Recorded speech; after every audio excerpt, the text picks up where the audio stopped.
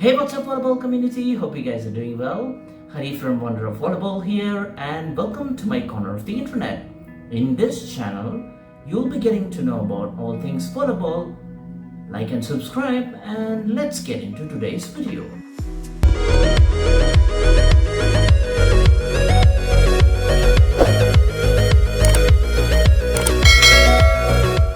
If you're looking to become one of those encouraging, supportive and helpful volleyball parents, and you're searching for a video that explains what to do and what not to do as volleyball parents, don't skip and keep watching till the very end. I'll be discussing in detail about the do's and don'ts as volleyball parents in this video. So without wasting any further time, let's get started. But before we get into the video, here's an interesting fact about volleyball. On average, a volleyball player vertically jumps about more than 300 times during the match. And if the match goes a little bit longer and the teams battle it out a bit harder, then that count would invariably goes higher. Let's first start with the do's and then move on to the don'ts. You should understand that although volleyball is a group sport, every individual involved in the game, be it players, referees, coaches and parents, contribute significantly to the success of a team. By having a clear understanding on the do's and don'ts as a volleyball parent, you give yourself the greatest chance of being a supportive and providing a helping hand in the overall success of the team. Do help the coach in administrative and team organizing related tasks. Being a helpful team volleyball parent is one of the best qualities you can possess. Coaches love to see parents helping them out with administrative and team organizing related tasks.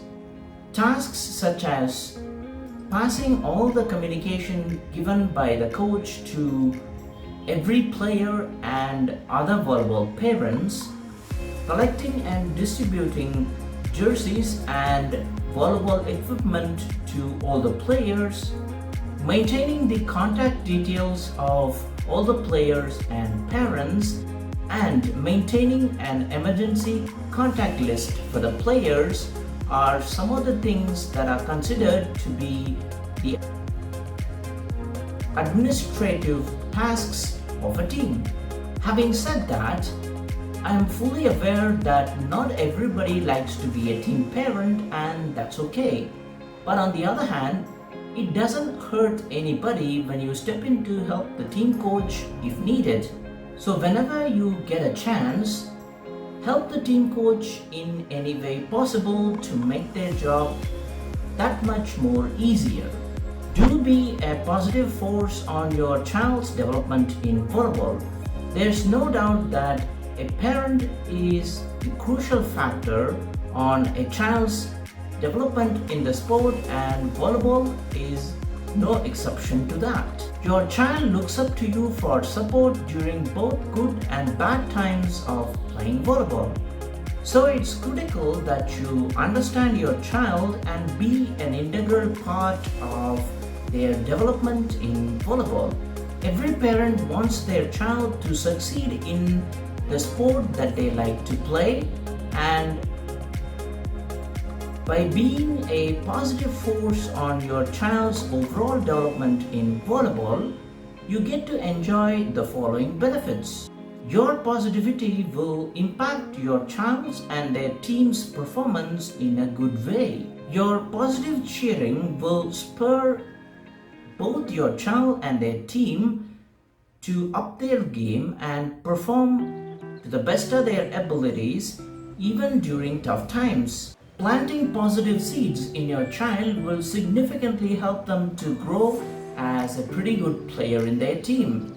No matter what the situation of the match is, blasting out positive comments will help all the players in your child's team to fight against the potential negativities. Do spread your positivity to other volleyball parents. Trust me, spreading your positivity will help other volleyball parents to feel good about their child's team.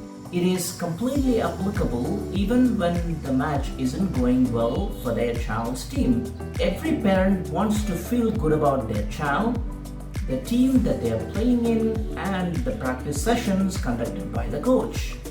Also, parents love to feel good about their child's performance during a match, and your positive words will help them significantly to see things as they need to be.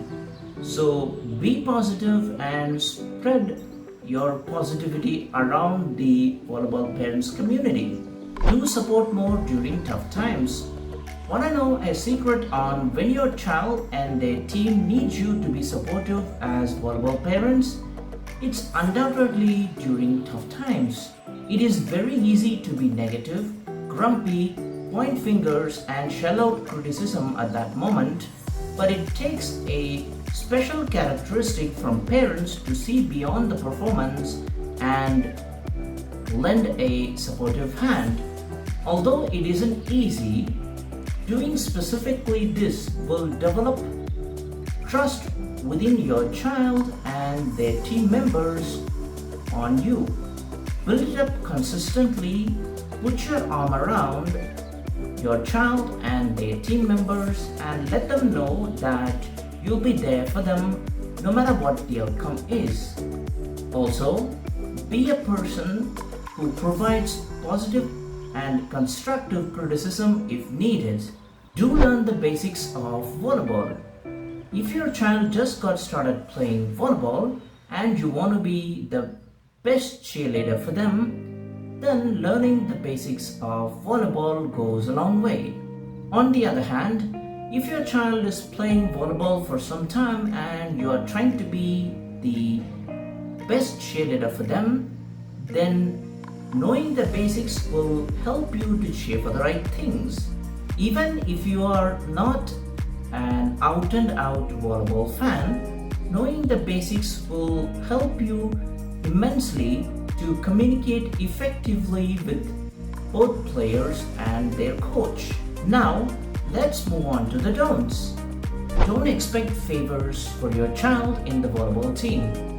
It is painful for everybody involved in the volleyball team to realize that you, as a parent, expecting favors for your child in the team.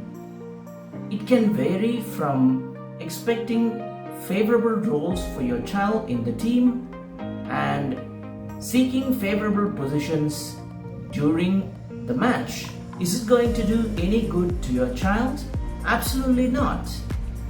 Moreover, letting your child earn success through hard work and perseverance will build their overall self-confidence. When you let your child achieve their own accomplishments, it will significantly help them to develop as a player, and it will be less stressful for the coaches as well. Don't react negatively for your child's team losing a match. You may have read this a million times. Winning and losing are a part of playing sports. You know this fact pretty well. Then, have you ever thought of why you are reacting negatively for your child's team losing a volleyball match? The main culprit here is that you let your emotions take over when you watch your child's team play a volleyball match. If things go wrong, you may not have a clear idea on how to streamline your emotions in the right way, and you either react negatively or say things that you regret later. Instead of taking this route, if you could figure out a method to explain your child and their team how they can improve the next time they play, it would be helpful for them in so many ways. No matter how you try and nothing seems to be working, you can definitely talk with the team coach and figure out a method to help your child and their team succeed the next time they play a volleyball match.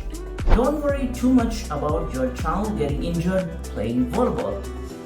It is pretty normal for a parent to rush to the volleyball court as soon as their child's getting injured while playing the sport.